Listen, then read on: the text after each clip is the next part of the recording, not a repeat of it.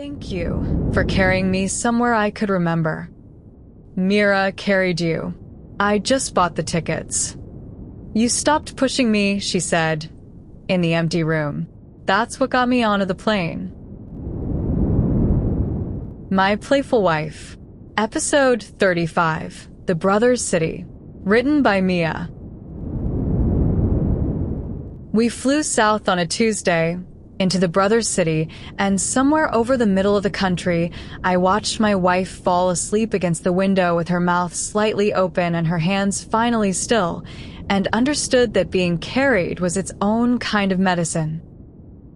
She had not slept like that in months. The whole of the third collection had lived in her shoulders, and then the empty room had lived in them.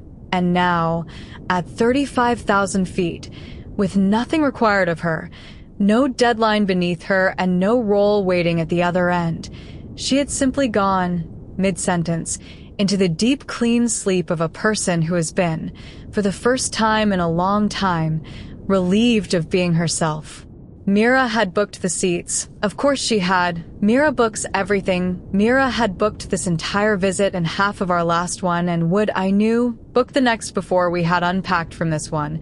And she had put us by the window on purpose, the message attached to the ticket reading. She should sleep on the flight, make her doctor's orders mine. And so my wife slept against the southbound window, off-duty, anonymous, nobody's maker, and I did not wake her even to point out the river, because the sleep was more beautiful than the river, and I have learned which is which.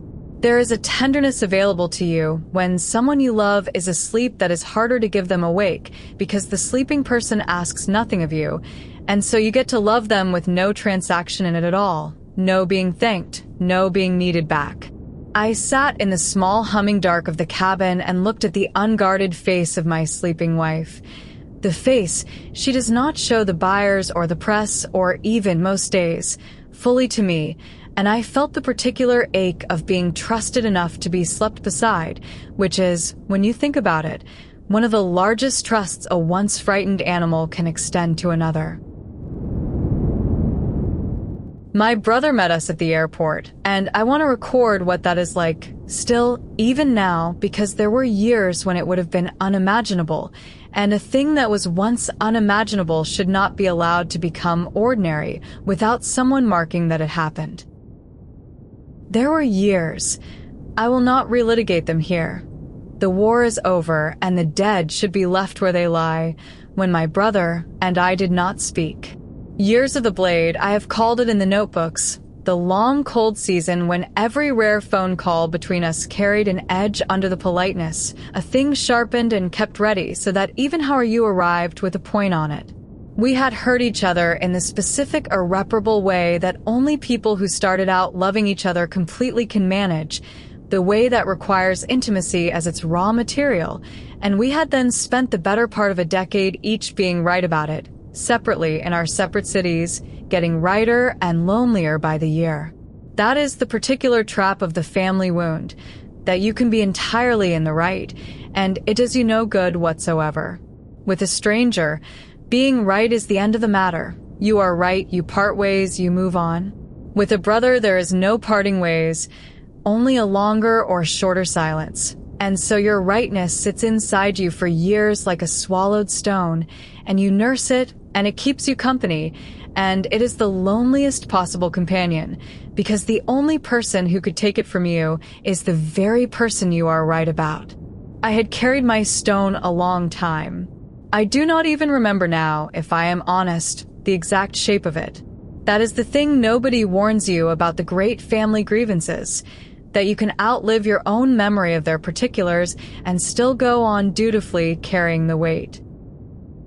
And then, across the 2 years that the balcony morning set in motion, because that morning did not only remake my marriage, it loosened something in me that had been clenched against everyone, not only Saloni. The blade had gone out of it. Slowly, a call at a time.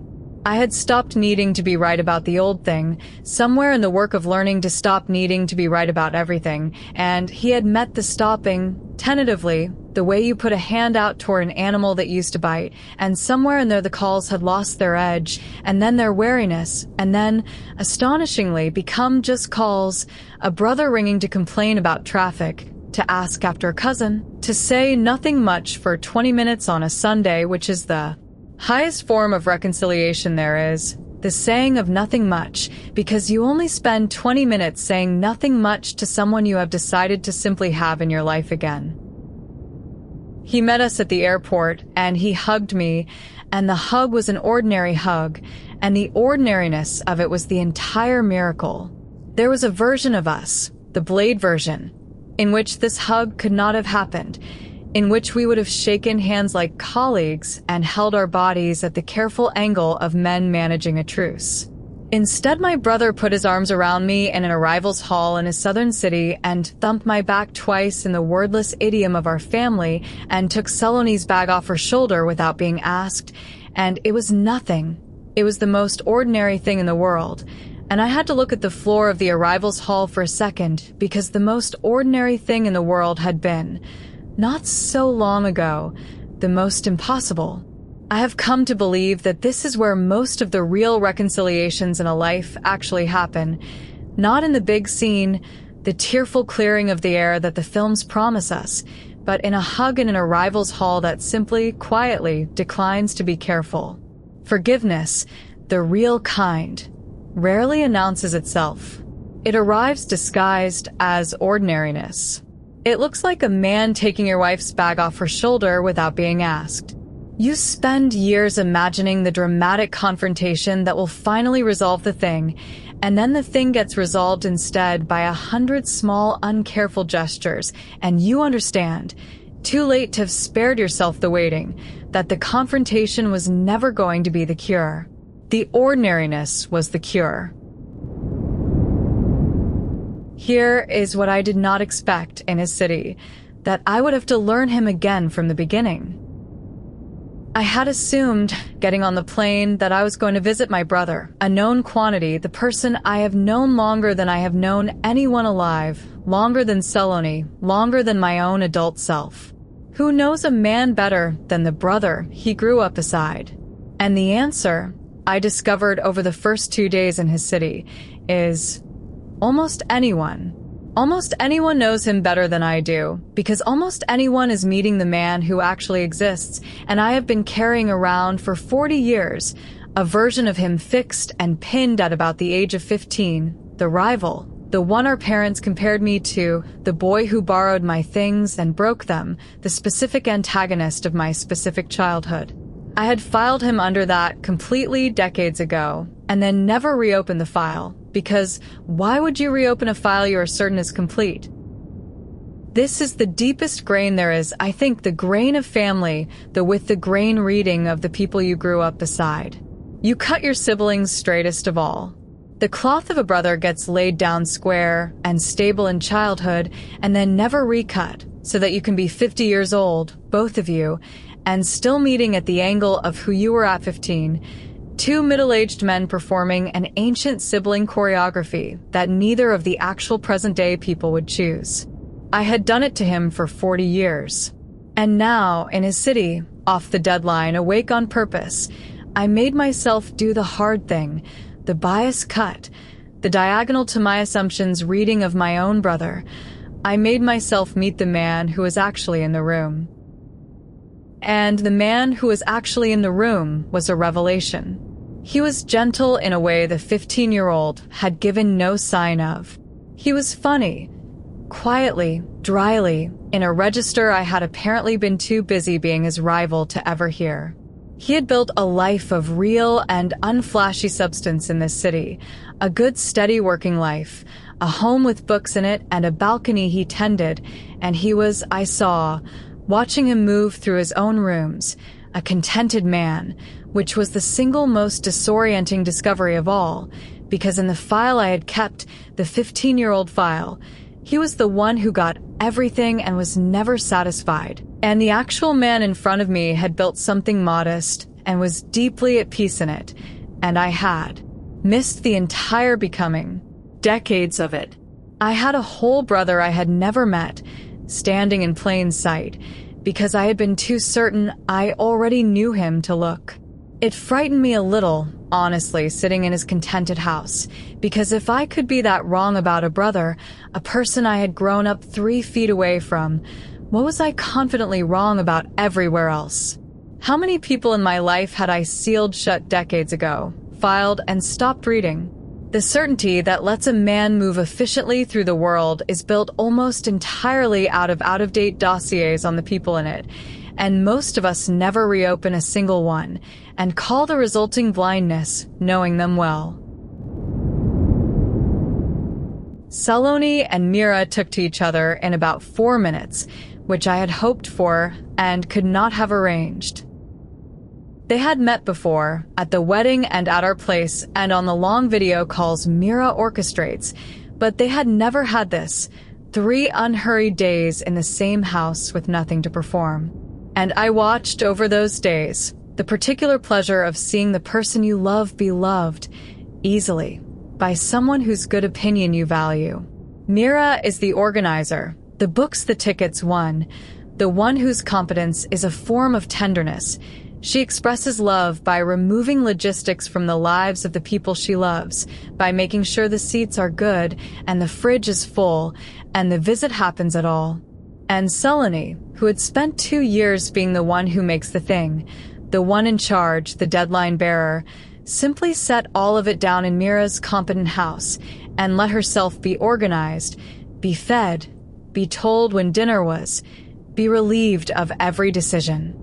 I watched my deadline-bearing wife become, in the South briefly, a person with no deadlines at all, and I watched Mira fuss over her exactly the way the fallow needed to be fussed over, and the 2 of them found, by the second evening, the shorthand of women who have decided to be sisters, and I sat at the edge of it. My place, the edge, where I do my best living, and watched 2 families that had once been at a blade's distance braid quietly into one. There is a specific gladness I am learning that is only available secondhand, the gladness of watching the people you love be happy with each other in a way that has nothing to do with you.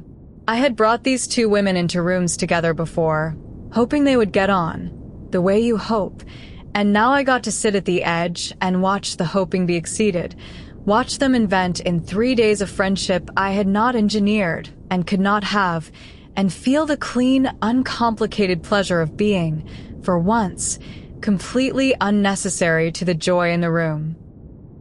There was a moment on the second night, late, when the women had gone to bed and my brother and I sat on his tended balcony in the warm southern dark, not saying much, that I will keep most of, the way I keep the things that turn out to matter.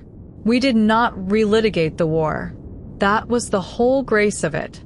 There was a version of the evening, the version I might have insisted on a few years ago, in which I needed us to go back over the old wound, to apportion it correctly, to extract an acknowledgement, to be told at last that I had been right about the thing I had been right about. And I felt the old pull of it, the prosecutor's pull, and I let it go because I have learned that there is a kind of peace that can only exist if you agree never to audit it. The war was over. We had both survived it. We were 2 middle-aged men on a balcony in the dark with our wives asleep inside, and the whole long blade-cold decade behind us, and the most loving thing available to me was to not pick the scab of it, to let the reconciliation be load-bearing precisely, by never testing how much weight it could hold. So we talked about nothing much. We talked about his balcony plants and a cricket match and our mother's knee. And the nothing much was the entire cathedral of it, the saying of nothing much to a brother I had spent a decade not speaking to, and I was awake for every unremarkable word. I think a great deal of love, in the end, is just attendance, the simple fact of having been present, awake, in the room for the unremarkable hours, which turn out to be nearly all the hours there are. The dramatic hours take care of themselves. Nobody sleeps through a crisis. It is the ordinary balcony nights, the nothing much, the long flat middle of a life shared with someone, that you can miss entirely while sitting physically right inside them, and that you can never afterward get back. I had already missed a decade of my brother's ordinary hours. I was not, that night, going to miss the balcony. I wrote it in the 5th notebook that night, on the narrow guest bed, Saloni breathing slow and Southern beside me. The brother's city. He met us at the airport and hugged me like it was nothing, and the nothing was the miracle. 3 days in his life, and I've understood I never knew him. I've been carrying the 15-year-old version, the rival, filed and pinned 40 years ago, never recut. You cut your siblings straightest of all. The family grain is the deepest grain there is. Made myself run the bias cut on my own brother. Meet the man actually in the room. He's gentle. He's funny in a register I was too busy being his rival to hear. He built a modest, contented life, and I miss the whole becoming. A whole brother in plain sight I never met because I was too sure I already knew him. On the balcony tonight, I did not relitigate the war. Let the peace be load-bearing by never auditing it. We talked about nothing much. The nothing much was everything. And below it, the working line. The people you are surest you know are the people you have most stopped seeing. Certainty is the enemy of sight. I have run the bias cut on my wife, and it saved my marriage. Tonight I ran it on my brother, and got a brother back. Tomorrow run it on whoever you are surest about. The surer you are, the more there is that you've stopped looking at. Family is just the place where the certainty is oldest and the not looking has gone on longest. Awake means recutting even them, especially them. In the morning, Saloni was different. I noticed it the way you notice weather. Not a single event, but a change in the whole air of her. The clench was gone. The southern days had done what no amount of my careful witnessing in the empty deli room could quite do. They had unhooked her, fully, from the role. Here she was not the maker, not the woman with the ruined centerpiece and the next collection already breathing down her neck. Here she was just a wife visiting a brother's house, a guest with no deadlines, a person being fussed over by Mira and teased by my newly discovered brother and carried, gently by everyone, through 3 days in which nothing was required of her but to be present and fed and rested. She came to the breakfast table on the 3rd morning with her hair loose and her shoulders down and a looseness in her face I had not seen since before the December room, and she put her hand on the back of my neck on her way to the chai. The old gesture, the small proprietary sentence, except this time it had no tiredness in it, only ease, and she said, low, just for me. I forgot I was a person and not a deadline. Thank you for carrying me somewhere I could remember. Mira carried you. I just bought the tickets. You stopped pushing me, she said, in the empty room. That's what got me onto the plane. You know that, don't you? You sat down in the empty with me instead of trying to drag me out of it. And that's the only reason I was able to stand up on my own. I'd have planted my feet against a push. I always do. She squeezed the back of my neck once. You're learning, old man. I have a good teacher, I said. She talks about cloth, mostly. I have to listen on the bias. And tonight there is the dinner. The 4 of us, at last, at a table in his city, the thing we promised on a deli morning 2 years ago, and that seemed, when we promised it, like a sentence written in a language we did not yet speak. The 4 of us, 2 healed couples, 2 braided families, 1 table. I do not know yet what the dinner will be, but I know I intend to be awake for it, every minute, cut diagonal to every assumption I carried south, because the great evenings I have learned ask exactly as much attention as the terrible ones, and I have nearly run out of practice excuses for sleeping through my own life. To be continued in episode 36, The 4 of Us. Simbolo di copyright Mia. All rights reserved. That was episode 35 of My Playful Wife. If this story is staying with you, The next episode is already waiting. Subscribe so you don't miss it. The complete book is on Amazon, and early episodes plus bonus chapters are on my Patreon. Links are in the description. I'm Mia. Thank you for listening.